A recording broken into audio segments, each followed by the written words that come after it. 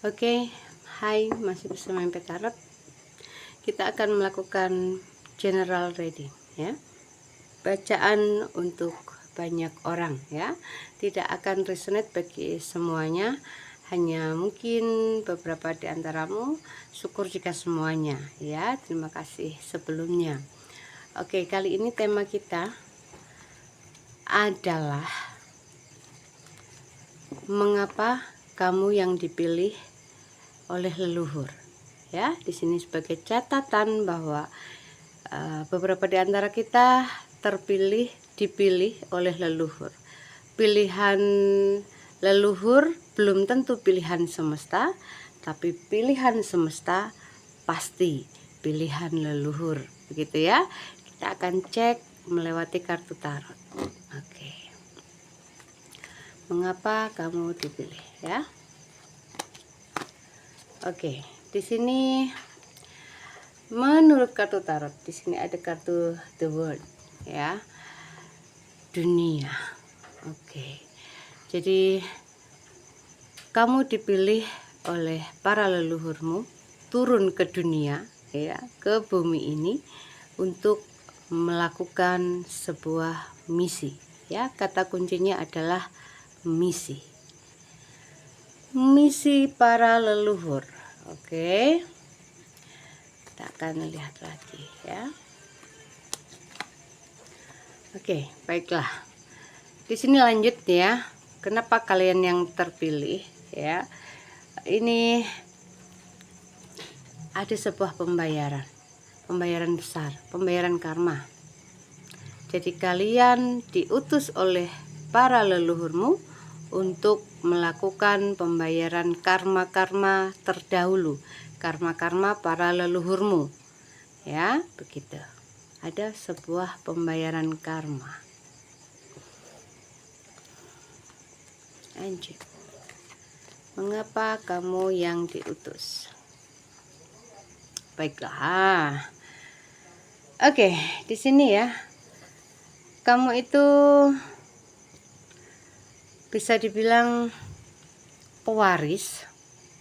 Jadi darah keturunan dari leluhurmu yang kebetulan cocok DNA-nya begitu ya.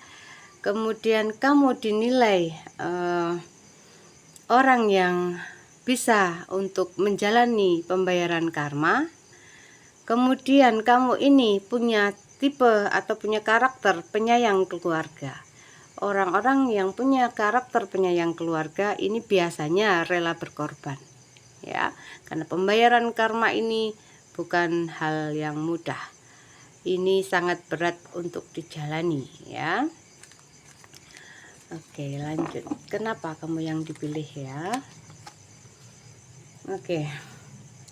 Di sini leluhur berharap kelak kalian akan berkumpul bersama. Jadi kamu setelah kehidupan ini ketika kembali ke alam yang seharusnya, alam kelanggengan, ada yang bilang alam pengerantunan, ada yang bilang kayangan, ada yang bilang surga ya, kelak mereka berharap kamu akan berkumpul dengan mereka kembali. Begitu. Oke, cek lagi kartunya ya. Baiklah. Di sini kelihatannya kamu ini dinilai orang yang kuat. Wadahmu besar. Kamu sangat berbakat dalam memimpin. Ya, terutama memimpin dirimu sendiri tentu saja.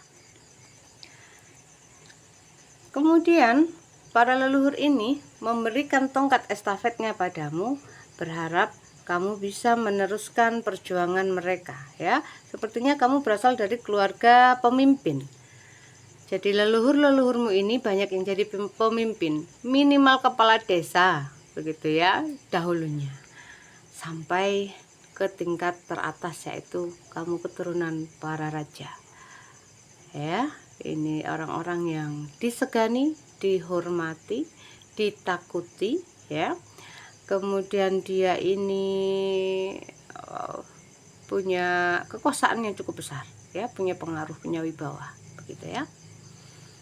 Oke, jadi kamu sebagai penerus tongkat estafet. Kita lihat lagi. Oke, menurut kartu ini ya, pembacaan energi ini, kenapa kamu dipilih oleh para leluhurmu ya? Ini sangat terlihat bahwa kamu ini adalah orang-orang dengan aura yang bagus. Cahaya atau auramu ini bersinar terang. Ya. Jadi kemungkinan kamu memiliki keturunan yang bagus. Ketika kamu punya nasab yang bagus, tentu saja auramu ini otomatis bagus. Apalagi jika auramu ini terjaga, ya, karena biasanya aura-aura ini akan menjadi luntur pudar ini karena perilaku kita sendiri ya, bukan karena apa-apa. Tapi warna dasarnya auramu ini aura-aura pemimpin, ya. Pada dasarnya auramu sangat bersinar. Auramu kuning keemasan, menandakan kamu bijaksana. Kamu orang yang berlimpah, sejahtera, harusnya begitu, ya. Paling tidak beberapa di antaramu yang sedang dalam awakening ya, proses awakening. Nah, di sini nantinya ketika challenge-mu ya, ujian semesta untuk pembentukan jiwamu, ini kamu bisa melewatinya, kamu akan menjadi pemimpin ya, pemimpin masa depan. Jika tidak dirimu, nanti keturunanmu. Orang-orang besar akan melahirkan orang-orang yang besar. Jadi kenapa dalam pelajaran nasab atau keturunan ini penting, terutama dari garis ibu, bukan ayah ya. Sayangnya di masyarakat kita karena menggunakan dasar patrilineal ya, yang superior jadinya dari garis bapak, dari garis ayah, padahal sebenarnya dari garis ibu. Ini fakta bagi kalian yang praktisi. Coba kalian telusuri. Ketika kalian menggunakan nama ayah dan menggunakan nama ibu, doamu akan lebih cepat terkabul ke garis ibu. Saya yakin kalian bisa membuktikannya, karena saya mengatakan ini dengan sudah membuktikannya, dan beberapa teman yang lain juga membuktikannya. Karena kalau kita belajar tentang biologi ya, tentang proses pembentukan manusia, pembentuk aura tubuh manusia ini adalah sel mitokondria. Sel mitokondria 100% hanya dimiliki ibu. Jadi auramu yang saat ini terbentuk dari aura ibu. Maka sangat penting untukmu yang laki-laki untuk memilih ibu yang baik untuk anak-anakmu. Karena generasi unggul ini ditentukan oleh ibu 80%, ya, bukan ayah. Maka saya heran kenapa banyak di wilayah kita itu yang menggunakan konsep patrilineal. Matrilineal ada daerah Padang itu ya. Oke, kita kembali lagi ke sini. Kenapa kamu menjadi pilihan leluhur ya? Kamu adalah cahaya penerang bagi dunia. Oke, ini sebenarnya leluhur itu sudah memantaumu. Sudah memantau-mantaumu. Kamu layak atau tidak untuk meneruskan cita-cita mereka, gitu ya. Kamu layak atau tidak memperjuangkan misi mereka, ya. Tentu saja kamu akan difasilitasi. Jadi sepertinya kamu memang sudah dipantau. Ya, kamu beberapa di antaramu yang titisan, nitis, netes begitu ya. Ini bahasa Jawa, konsep bahasa Jawa. Nanti penjelasannya saya agak bingung ya kalau tidak menggunakan bahasa Jawa. Oke, jadi kamu ini ada yang sebagai wadah begitu ya. Leluhur nitip sesuatu ke kamu, termasuk nanti fasilitasnya. Tidak hanya nitip pembayaran karma, pasti ada fasilitasnya, tidak mungkin tidak. Jadi kamu tidak bisa menolak karena kamu juga sudah mengiyakan. Secara rohani kamu sudah mengiyakan. Jadi ketika kamu menolak ya hidupmu akan semakin berat dengan penolakan-penolakan itu. Ya, kamu bisa buktikan begitu ya. Kamu terpantau. Oke, di sini kamu itu orangnya ulet. Ya, kamu rajin, kamu ulet, kamu tidak gampang putus asa, kamu bisa menikmati proses ya. Kemudian kamu juga tekun. Ini jadi pertimbangan bagi mereka. pertimbangan bagi para leluhur untuk menjadikanmu sebagai penerus mereka, sebagai wadah mereka. Ya, kamu terpilih karena punya karakter itu, ya. Oke, di sini kamu orang yang pandai cari duit. Kamu tuh orangnya pinter loh cari duit, ya. Kalau sampai ada yang tidak pandai untuk mencari uang, mungkin hanya belum ketemu jalannya. Pada dasarnya kamu orang yang berkelimpahan soalnya. Sorry, energinya cukup kencang, ya. Oke, di sini kamu itu diminta untuk membawa kabar, ya, pembawa kabar berita, kabar dari langit. Begitu mungkin, ya. Jadi kamu penyampai, menyampaikan pesan kepada banyak orang tentang kebenaran.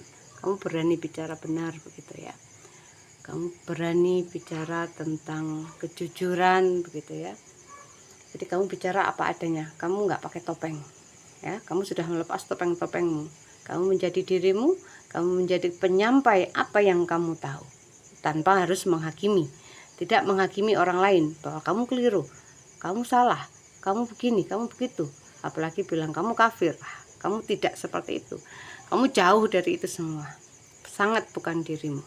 Ya, karena kamu adalah jiwa tua, jiwa yang sudah terbimbing, jiwa yang sudah berpengalaman dalam menjalani kehidupan ratusan ribu tahun bahkan, ya. Bukan orang sembarangan. Oke, baiklah. Di sini sepertinya, ya, kenapa kamu ini terpilih?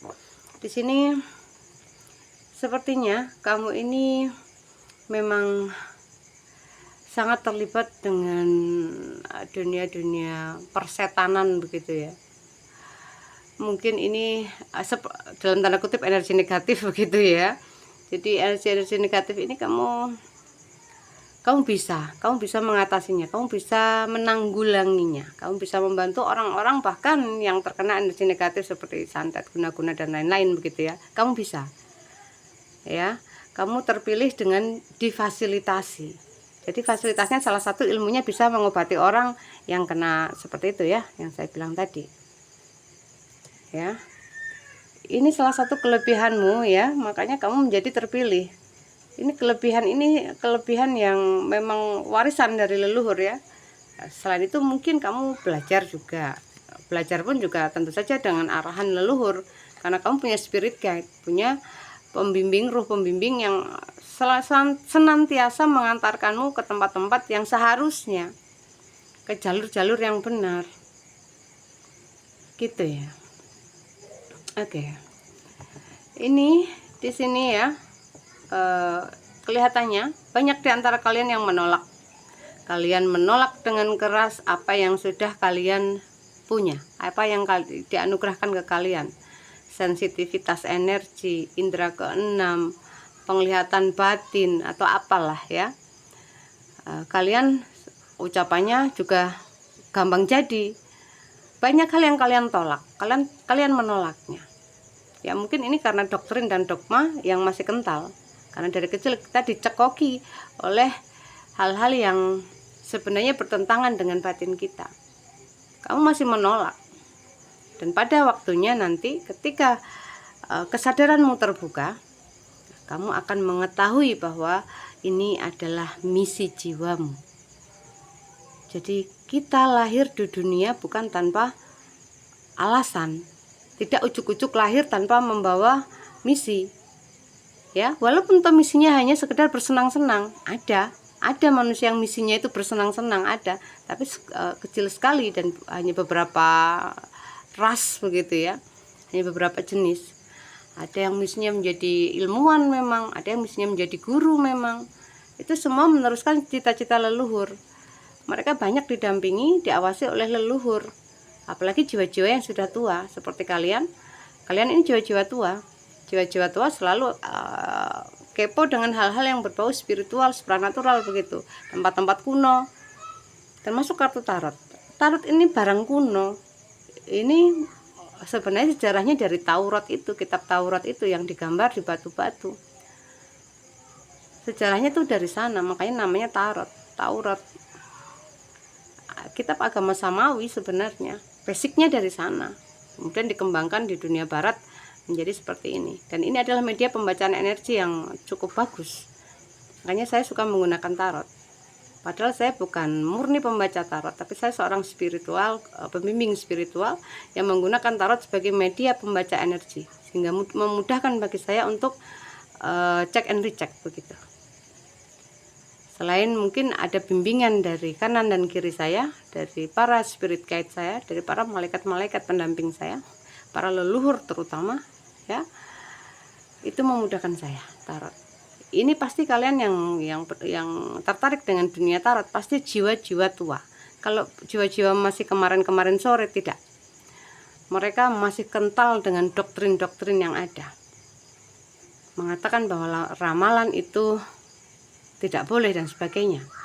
Padahal tarot bukan ramalan. Padahal kitab-kitab yang ada itu semuanya isinya ramalan. Paradoks sekali kalau bicara ke sana. Ya, ini media pembaca energi. Ya, bukan meramal sebenarnya. Cuman kalau orang banyak mengatakan itu ramalan, ya terserah, tidak masalah. Bahasa itu tidak masalah, karena di alam rohani semua melampaui bahasa manusia. Yang digunakan adalah bahasa cinta, dan bahasa-bahasa yang ada itu sudah ada penterjemahnya di alam rohani. Tiba-tiba kamu tahu. Makanya kalau orang-orang umum tuh mengatakan ilmunya laduni, sebenarnya ya nggak tahu namanya laduni atau apa, tapi itu sudah muncul tiba-tiba. Mungkin beberapa kalian ada yang sudah mengalaminya, ya. Oke, pembacaan kita sementara ini dulu ya. Ini hanya beberapa saja, daripada tidak ada referensi yang bisa kita dengarkan, ya. Ini bisa jadi pelajaran dan bukan jadi patokan, tapi referensi untukmu. Terima kasih sudah menonton. Jangan lupa subscribe. Untuk konsultasi WA private, ya, untuk konsultasi pribadi ada nomornya sudah di setiap video saya. Terima kasih sudah menonton. Salam sayang selalu. Bye bye.